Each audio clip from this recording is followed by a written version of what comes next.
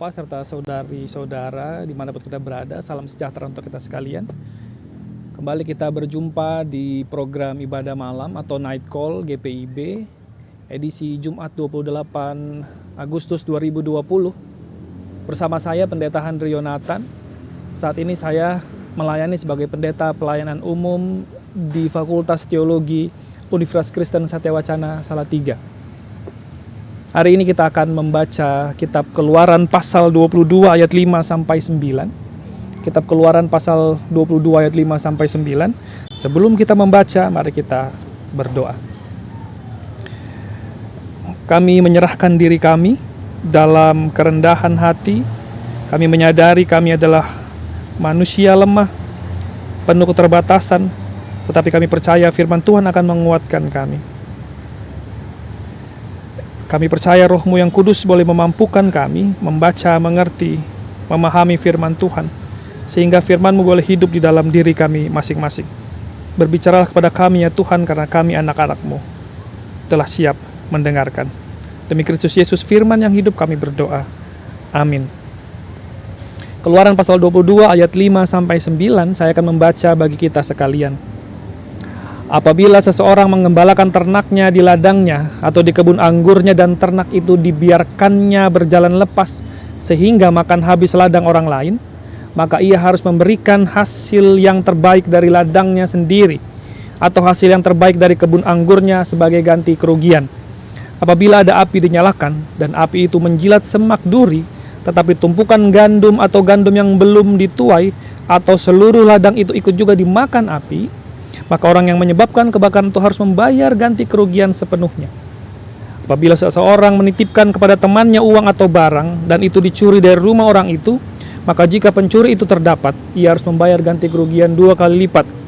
Jika pencuri itu tidak terdapat, maka tuan rumah harus pergi menghadap Allah untuk bersumpah bahwa ia tidak mengulurkan tangannya mengambil harta kepunyaan temannya.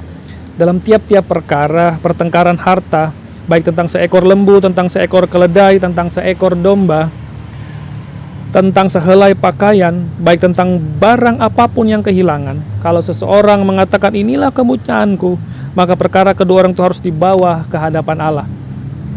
Siapa yang dipersalahkan oleh Allah haruslah membayar kepada temannya ganti kerugian 2 kali lipat. Berbahagialah mereka yang mendengarkan, membaca, mengimani dan melakukan firman Tuhan dalam kehidupannya sehari-hari. Ibu bapak serta saudari-saudara dimanapun kita berada, pernahkah kita berpikir apa yang kita ucapkan, apa yang kita ungkapkan, apa yang kita posting di media sosial itu berdampak buruk buat orang lain, menyakiti hati orang lain, merugikan orang lain? Pernahkah kita berpikir bahwa apa yang kita tulis sebagai status di WA, di Instagram, di Facebook itu menjadi batu sandungan buat orang lain? Saya teringat 1 tahun yang lalu masyarakat ramai protes rancangan undang-undang KUHP, ya, hukum pidana. Mereka memprotes salah satu pasal yang aneh kedengarannya. Ya, pasal tersebut mengatur tentang hewan peliharaan. Jadi pasal tersebut mengatakan bahwa jika hewan peliharaan kita masuk ke kebun orang lain atau tanah orang lain dan merusak kebun itu, merusak tanaman di orang lain, kita bisa dipidana, bisa dihukum. Bahkan hukumannya sampai 10 juta rupiah. Bayangkan kalau kita punya ayam yang merusak kebun orang lain, ya, harganya tidak sampai 100 ribu, kemudian kebunnya rusak, kita dihukum 10 juta rupiah.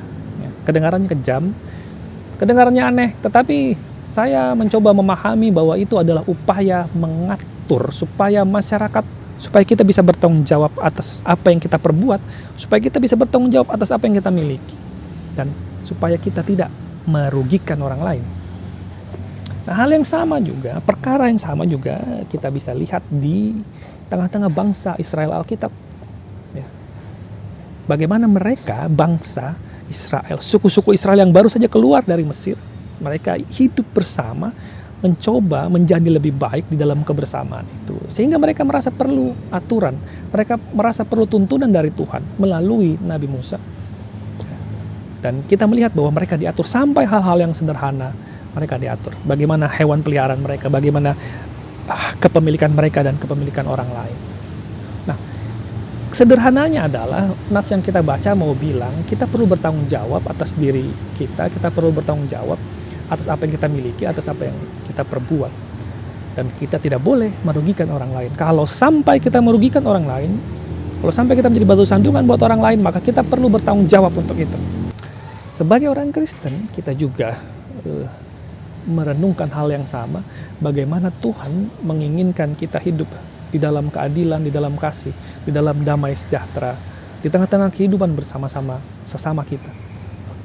Kita diajak untuk berpikir kembali, kita diajak untuk merenungkan kembali bagaimana kita bisa bertanggung jawab dengan apa yang kita miliki, bagaimana kita bisa bertanggung jawab agar tidak merugikan orang lain. Sebagai contoh yang sederhana, pernah nggak kita berpikir bahwa sampah, sisa minuman kemasan itu yang kita buang sembarangan, suatu saat ini akan membuat orang lain di tempat lain merugi, orang lain di tempat lain kebanjiran. Pernah nggak kita berpikir bahwa hewan peliharaan kita mengganggu orang lain? Kalau kita mengimani Tuhan, mau kita bertanggung jawab atas apa yang kita miliki, atas apa yang kita perbuat, kita perlu belajar untuk menghindari ini semua. Kita harus belajar bertanggung jawab dengan apa yang kita miliki. Kita tahu apa yang kita miliki. Kita tidak merugikan orang lain. Ya. Belakangan ini media sosial menjadi satu-satunya cara kita bersosialisasi.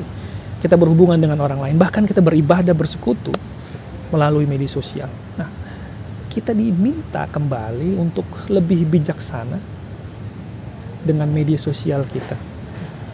Kita bisa bertanggung jawab dengan apa yang kita posting, apa yang kita ucapkan, apa yang kita ungkapkan di dalam media sosial kita.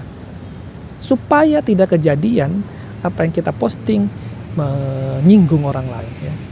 Kita posting foto makanan, kita posting foto kita ada di mana, kita jalan, pemandangan yang bagus. Jangan sampai orang merasa kita pamer, merasa orang lain merasa menjadi kecil hati. Jangan sampai apa yang kita ucapkan, kita ungkapkan di Facebook, status WA, status Instagram, atau lainnya menyinggung orang lain, menyakiti hati orang lain. Jadi kita diajak saat ini untuk berpikir kembali, ya, merenungkan kembali sebelum kita mengungkapkan sesuatu, sebelum kita mengunggah gambar foto, posting gambar foto, pasang status, pikir lagi 2 kali. Apakah yang saya lakukan ini, apakah yang saya miliki ini jadi batu sandungan buat orang lain, menyinggung orang lain, merugikan orang lain. Media sosial mungkin tidak langsung menunjukkan bahwa ada orang lain yang tersinggung, bahwa ada orang lain yang merasa rugi atau tersakiti karena status kita, karena gambar kita, karena postingan kita, apapun yang kita lakukan. Mungkin kita tidak bisa langsung tahu, tetapi kita perlu menyadari bahwa kita bertanggung jawab atas apa yang kita lakukan. Kita bertanggung jawab atas apa yang kita miliki. Ya. Sama seperti orang Israel, mereka diminta pertanggungjawaban atas apa yang mereka lakukan. Ketika mereka merugikan orang lain, ketika mereka menjadi batu sandungan orang lain, sama juga dengan kita. Mari kita imani bahwa kita diminta pertanggungjawaban, bahwa kita perlu bertanggung jawab atas apa yang kita lakukan. Ya. Pikir baik-baik kembali sebelum kita lakukan sesuatu. Mari kita berhitung secara sederhana saja. Jemaat GPIB itu ada 325.000 di seluruh Indonesia. Ya, kita ambil sepertiganya saja, 100.000 orang GPIB. Ya. Penelitian pernah bilang begini, bahwa setiap orang di dalam hidupnya, sepanjang hidupnya pernah bertemu 10.000 orang. Ya. Setiap orang bertemu 10.000 orang di dalam hidupnya. Kalau 10 orang saja di dalam hidup kita pernah tersakiti oleh diri kita, artinya orang GPIB yang 100.000 itu sudah menyakiti 1 juta orang sepanjang hidup. Ya. Ada 1 juta orang yang tersakiti, ada 1 juta orang yang dirugikan karena kita, orang GPIB. Sebaliknya, bayangkan kalau di dalam kehidupan kita, dari 10.000 orang yang kita temui, hanya 10 saja ya, yang merasakan berkat perbuatan kita, yang menganggap kita menolong mereka. 10 orang dari 10.000 orang. Artinya orang GPIB yang 100.000 tadi sudah berbuat baik, sudah menjadi berkat bagi 1 juta orang. Pilihan kita sekarang, kita mau membuat 1 juta orang terberkati atau 1 juta orang merasa dirugikan karena perbuatan kita. Hari ini kita belajar supaya kita bertanggung jawab atas apa yang kita miliki. Kita bertanggung jawab untuk tidak merugikan orang lain, ya. Sehingga kita diajak untuk menjadi berkat. Mari kita buat 325.000 orang GPIB di seluruh Indonesia ini, membuat 3 juta orang terberkati. Selamat malam, selamat beristirahat. Tuhan memberkati kita sekalian. Mari kita berdoa. Terima kasih Bapa untuk firman-Mu yang sudah mengajarkan kami bertanggung jawab atas diri kami, bertanggung jawab atas perbuatan kami. Ajarkan kami untuk senantiasa menghargai sesama kami, menjadi berkat bagi seluruh ciptaan Tuhan. Biarlah kami tidak menjadi batu sandungan bagi orang-orang di sekitar kami ya Bapa, sehingga kami boleh menghayati kasih Tuhan, keadilan Tuhan, damai sejahtera Allah dalam kehidupan kami bersama dengan sesama kami. Kami menyerahkan istirahat kami malam ini dalam tangan pengasihan Tuhan. Kami mengimani Engkau memberkati kami, keluarga kami, bahkan persekutuan kami dimanapun berada. Ini kami ya Bapa, kehidupan kami serahkan dalam iman kami yang memohon ampun dosa.